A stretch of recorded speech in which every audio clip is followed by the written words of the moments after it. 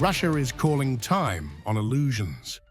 Dmitry Medvedev says the pathway to a new strategic arms treaty is blocked not by complexity alone, but by denial. As New START expires, Moscow is demanding clarity, arguing that honest diplomacy cannot coexist with selective standards and shifting goalposts. Of course, the provisions can be formally extended in some way. It is difficult to imagine any informal extensions in this area.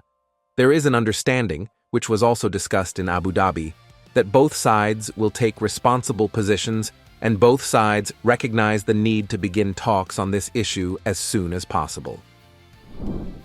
Medvedev zeroes in on Washington's own words. The US State Department brands New START flawed, citing exclusions. Moscow's response is blunt. If China must be included, why not the UK and France? If gaps matter, why ignore hypersonic weapons reshaping deterrence? Some political analysts, in particular Stankovic, in an interview with journalist Kriblevsky, stated that yesterday's event, the Beijing-Moscow-Washington connection, was outstanding and that it may be about a prototype for creating a Big Three. How would you comment on this view of the future? Honestly, I would not share this view of the future, especially since there was no Washington-Beijing-Moscow connection yesterday.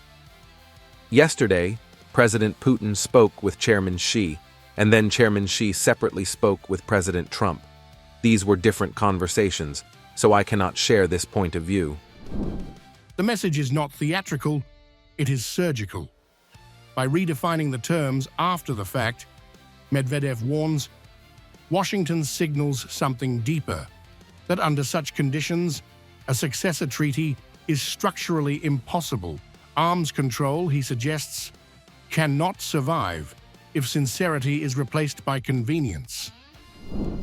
This is a moment of reckoning in nuclear diplomacy.